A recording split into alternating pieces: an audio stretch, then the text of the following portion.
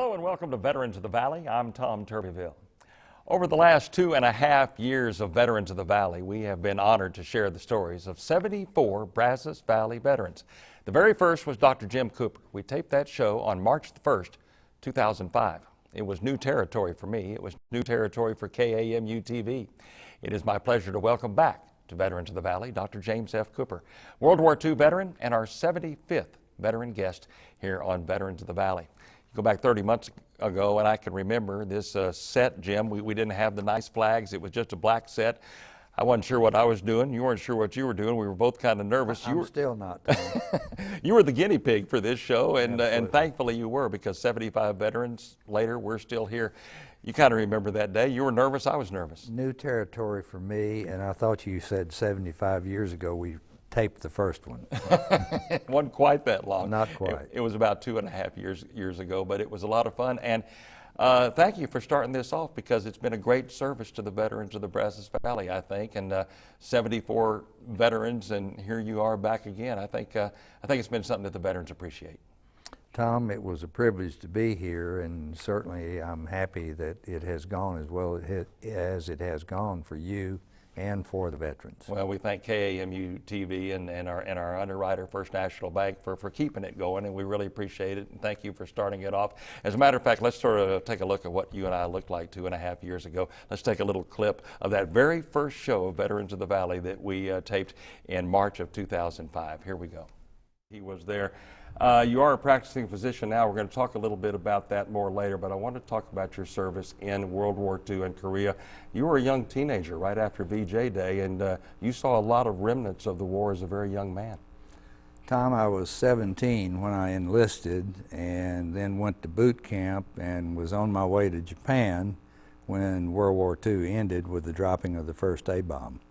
And there are questions that come up about whether or not I'm in favor of having dropped those 2 A-bombs, and the answer is always overwhelmingly yes, because had those 2 bombs not been dropped, I might not have been here. I would have been in the first invasion forces going into Japan, and it was estimated that there would have been 4 million casualties had we invaded Japan, 3 million Japanese and 1 million Allied forces. And so even though there was a great sacrifice of life with those 2 bombs, and we wish we had not had to drop them, it was a necessary thing. It was something that saved countless millions of lives, and we're sorry that some people had to be sacrificed for that. And 75 veterans later, we're still here, and thankfully we are. Let's talk about Dr. Jim Cooper. You were a Navy man. You were in World War II. You also, during the Korean War, served in the North Atlantic. But you served actually at 2 different times, before and after your schooling. Sort of talk about your first hitch of duty. Tom, I was barely 18 years old, and I thought Japan was just the other side of Fulton, Kentucky when I enlisted. And I did go to the Great Lakes Naval Training Center, and then was on the way to Japan when the first 2 atom bombs were dropped. Right. And people always ask me, do I agree that they should have been dropped? And my answer is profoundly yes, because had they not been dropped, I probably wouldn't be here. Right. They estimated there'd be 1.5 million Allied casualties, 4.5 million Japanese casualties. Even though the bombs were horrible, they saved millions of lives and much grief and misery. Talk about serving as a physician in in World War II, and sort of what kind of a job that was, the responsibility, and your main memories of that, because you served on a lot of ships. You were kind of a ship hopper to different destroyers taking care of people, right? Now, Tom, that was the Korean conflict. Right. World War II, right. I was not a physician. Right. The Korean conflict, I was a destroyer squadron medical officer. I had 8 destroyers, and one very famous destroyer in that squadron was the USS Sullivans, that was named after the 5 Sullivan brothers who perished in World War II aboard the cruiser Juneau. Mm-hmm. I could ride any ship I wanted to. My operating room and my operating table was the officer's mess table that we had to clear off if, in fact, I did have to operate. That's right. One of the ships that you served on was the USS Admiral Benson, and you told me one time about a hurricane, I guess we call it a tsunami now, that you went through. We called it a typhoon, Typhoon. Tom. That occurred in 1945 at Okinawa. And years later, I was speaking to Mr. Travis Bryan and Mr. George Ferrari here in Bryan, found out that the three of us were on that ship at the same time, and we didn't know it until about 10 years ago. Wow. Wow. Very, very bad typhoon, and incidentally, they're having one there today. Exactly, exactly. You served in Bethesda, Maryland, and obviously that was something very unique, obviously, for you. And you saw a lot of the famous characters of World War II come through that place while you were serving there. Tom, I was there in 1952 as an intern, and of course the World War II older officers in the Navy were coming through Bethesda. We had 4 5-star admirals on the floor at one time while I was there. Halsey, Nimitz, Halstead, and I can't remember the other one, but they were fairly unique. King was the other one. Right. And it was a privilege to be there when all of these World War II historical characters came through, yes. Even Shirley Temple was there. Shirley Temple was there as a patient. Her husband was a commander in the Navy in downtown Washington during the Korean conflict, and she and her children came to Bethesda all the time.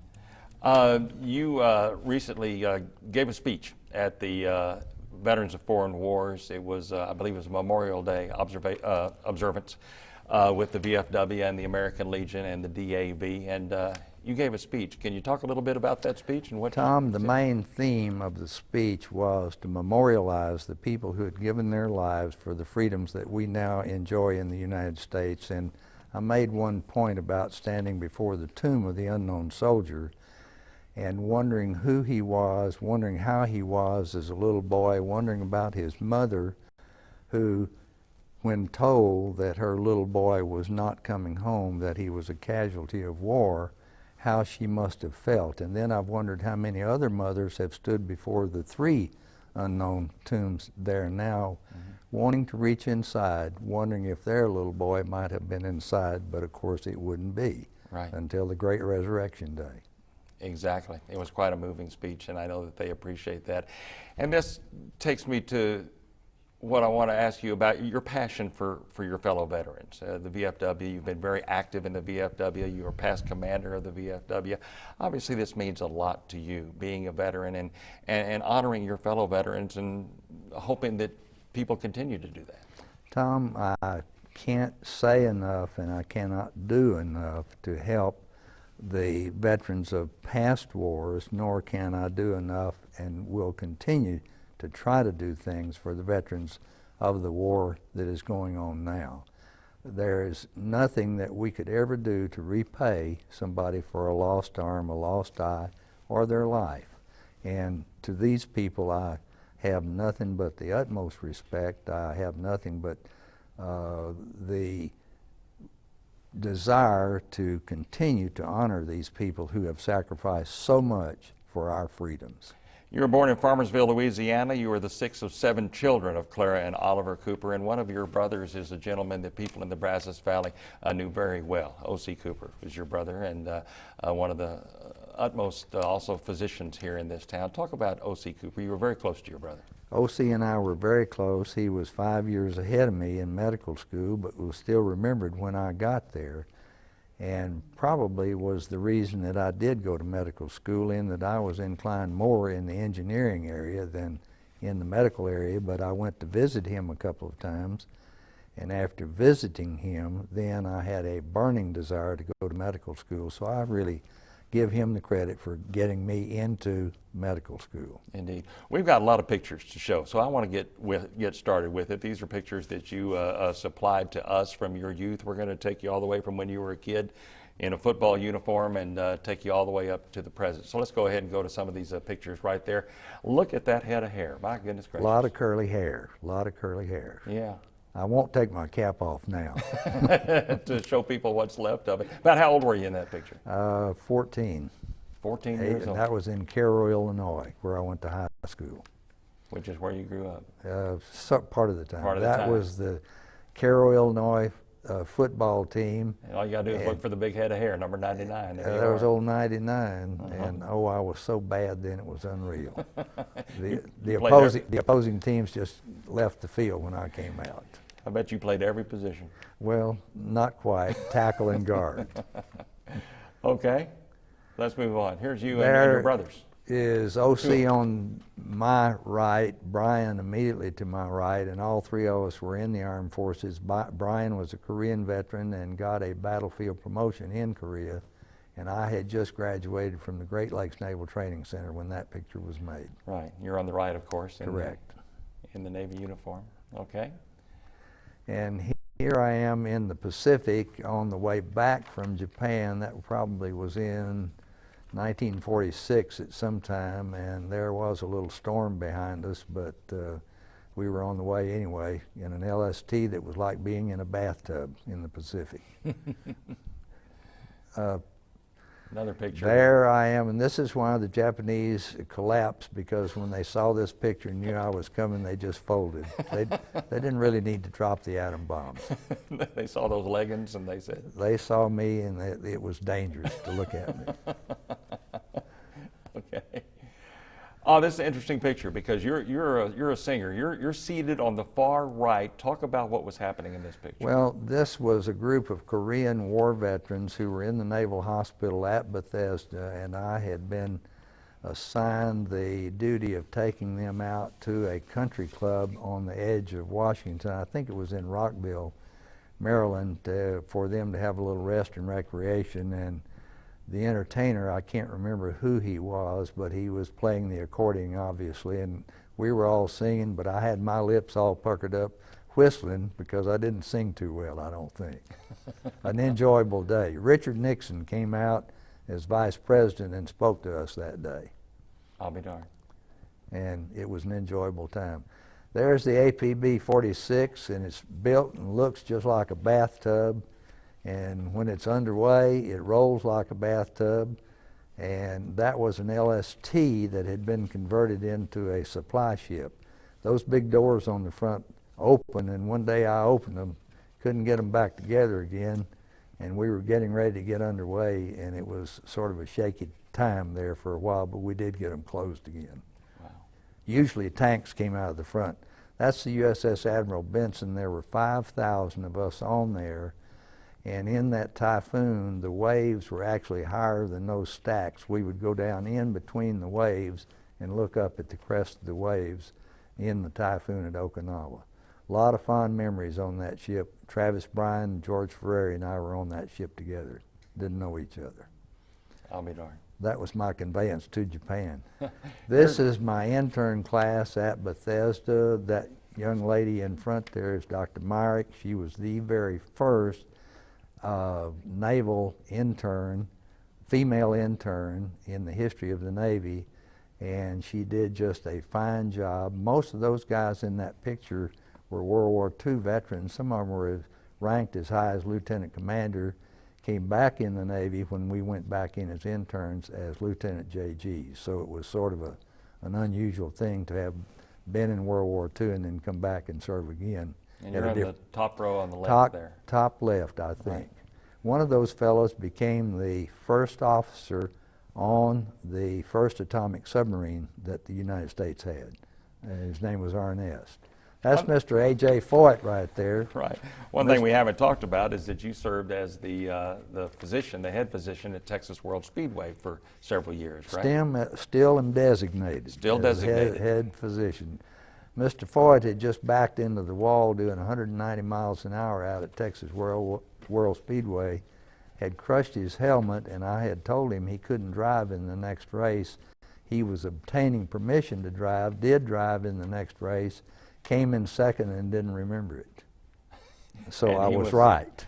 And he wanted to get back on, and you were having a difference of opinion with him. Oh, a big difference of opinion. I didn't want him to drive at all. Did you lose that argument? I lost the argument, big time. You don't win an argument with A.J. Foyt. That's in Bremerton, Washington, and that was made about 1998. That's the battleship New Jersey in the background there, the large ship. And there is a World War II carrier in the background. I don't know the name. I can't remember which one it was, but that's the battleship New Jersey to my left in the background. Beautiful ship, beautiful. It is now a museum in New Jersey. This is a group of people, and that's Rick Olivares, who is the present district commander of the VFW. That's Fred Brown, me, and Mickey Maley, and then that's Charles Oprosteny way in the background there, commander of the American Legion. And that was on, I think, 4th of July, Memorial Day, probably 2001 or so, at the VFW. All very dedicated people. Here's a guy that you might know, and those are my two children there who are now 24 and 25 years of age, and that's George Herman Bush there, number 41, and we were at the Bush, or at the Memorial Student Center when that picture was made. I see. And I admire the man a great deal. Indeed. And see him frequently at the Bush Library. He's one of us now. Here you are at the Brazos Valley Veterans Memorial. Tom, that was at the memorial. I don't remember the date, but I'm pointing to my name that happens to be inscribed there. And OC's name, my brother OC, his name is there. And my brother-in-law, Colonel Howard Vestal's name is on there twice. Right. U.S. Army and U.S. Air Force. So I was pointing to my name. A beautiful, beautiful memorial. It is. If anybody hasn't been out there, you need to be out there. Here's you and your brother, our final picture. Two brothers, and I love my brother O.C. dearly. We conferred frequently if we had difficult cases. We were not in practice together in the same building, but we frequently conferred with each other, and I think he had the same love for me that I had for him. One of the finest physicians I have ever known, one of the kindest men I've ever known. Indeed. I had the pleasure of meeting him on a couple of occasions too, and indeed, a couple of fine guys right there. We talked about that you set up your practice in Bryan in 1955. How did you get to Bryan, Texas? O.C. had been sent here as a flight surgeon at the Bryan Air Force Base. When I got out of the Navy, I got out of the Navy before he got out of the Air Force, and he asked me to come down. I came down and looked at Bryan. There had been a drought in the area. The ground was cracked open, the grass was brown, the trees were brown, and I said, my gosh, who would live here? I went to Portland, Oregon, set up a practice. It rained 365 days, and I immediately came back to the cracked brown ground. And have been here ever since. Ever since. And this is over 50 years ago, so I guess you delivered babies of people who have babies now, right? There are people that I delivered who do have babies and who do come to me as adults. And there is a physician in Bryan, and I won't call his name because he might be embarrassed, who I did deliver when I first came to Bryan. And you're still practicing every day. So obviously there's a love, there's a passion there that makes you get up and go to help people every day. Talk about why. You're nearly 80 years old, and a lot of people would say, well, why hadn't old Doc Cooper retired? Why hadn't Doc Cooper retired? Tom, as long as I have any intelligence, and I hope somebody will tell me when I don't, I will quit, and I still do an adult general practice. I don't go to the hospital, and I do a lot of aviation medicine. Right. As a matter of fact, I did 3 Southwest airline pilot physicals this morning. These guys are all war veterans themselves, believe it or not, and then they came back and started flying for Southwest Airlines. But I love the practice of medicine. I love helping people, and I hope I can continue for a while. I want to talk about that some more. You're an FAA Senior Aviation Medical Examiner. Talk about sort of how you got that appointment and how that became that, because you're one of the few, I guess, in town that if somebody wants to renew their license, they got to come to you for the physical. There right? are 2 of us who are senior examiners in town, but I think that I do the preponderance of first-class physicals, which the airline pilots must have to fly. They have a physical every 6 months. And Dr. Henry Harrison, who was both a doctor of veterinary medicine and an MD, was an aviation medical examiner here in Bryan, and he is the one who encouraged me to go ahead and become an aviation medical examiner. And through the years, you have to take special courses, in both aviation physiology and federal air regulations to keep up, and that's what I've done. I've kept up now for 47 years, starting on my 48th year. My goodness. One of the most senior examiners in the United States now. There was one thing that happened, I know, in your experience in the war. I believe you were on the Bennington at the time, and there was you weren't on the Bennington, but there was an explosion on the Bennington that killed some 103 people and severely burned a lot, and you were involved in the treatment of those folks. The USS Bennington aircraft carrier was off the Rhode Island coast in 1953, and they had hydraulic catapults. The catapult was leaking. Fumes got into the ventilation system and exploded for some reason that I don't know why. And 107 people were killed. Both doctors were killed, and we got 250 or 60 severely burned patients at the Newport Naval Hospital, where I was not stationed, but they called me off the ship to come there and help with these burned people. 250 severely burned patients within about 5 hours. Mm-hmm. The one time I wished that I was somewhere else and did not relish that time that I spent there, but it had to be done. Right. The VFW, we touched on that a moment ago, and you're a past commander of the local VFW Correct. here. That's something that I know that you support. Talk a little bit about the VFW, sort of some of the things they do, the people are involved, and I know that you want more people involved with the VFW, younger people, veterans coming through, because the folks that are sort of keeping it going right now, they're not going to be able to be doing that forever. So you need new blood in the VFW. I'm a good example of the folks that we need to replace in that I'm 80 years old.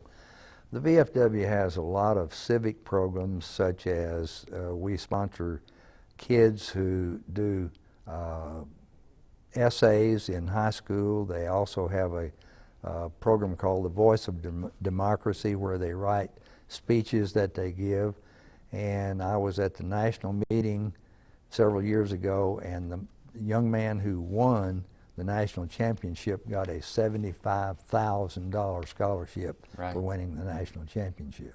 So it's a good thing. We do a lot of other civic work that is too detailed to go into right now. And I know that you all have great ceremonies. You did this past July the 4th, every Memorial Day, Veterans Day, July the 4th. You do it up big. We try to honor the present and the past veterans, and certainly keep the memories alive for the people who have sacrificed for this country, yes. Jim, talk about your family. I have 6 children. I have a son 58 years old who is in Singapore right now. Mm-hmm. He sells sound equipment, and incidentally the sound equipment in Kyle Field happens to be manufactured by Meyer Sound, and that's what he does. I then have 2 daughters. One is working with the Chamber of Commerce in Waco. Another works here at the Presbyterian Church running the nursery. Mm-hmm. I have 2 other sons, one who's getting ready to go to Stanford graduate school in September. I have one son who is deceased, and another son who is a motion picture cameraman. Mm-hmm. And they all succeeded in spite of their father. Right. So, and my wife Connie, President wife Connie, did work in the healthcare industry, but she now has sort of semi-retired, and she told me I had to keep working. Well, I think some of those kids in school that you talked about, that might be another reason why you go to work every day, It right? does stimulate you when you have 2 kids in college, yes. And no graduates of A&M. Right. My wife graduated from A&M, but they've been all over Baylor, University of Texas, Texas State, so I don't know. I guess they all became tired of living in Bryan College Station and wanted to see the world. Right. So right. they went to other schools. Jim Cooper, you've seen war. You've seen war from the standpoint of a physician, which has seen really the horror of war too.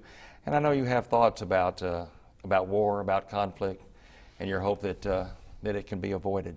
Sort of voice those in the couple of minutes we have Tom, left. war is no way to settle international problems. Problems that are settled by war are settled in a horrific manner. Nobody wins. And certainly the mediation table is the way to go. And certainly we should teach our kids to learn to come to the mediation table to try to work out both conflicts at home and abroad. And war is devastating in all aspects, both in human sacrifices, in geographical sacrifices, in structural sacrifices, and there are no winners really in any war that has ever occurred. There are victors but no winners. Right. We're all losers, Right. any way you look at it. Right.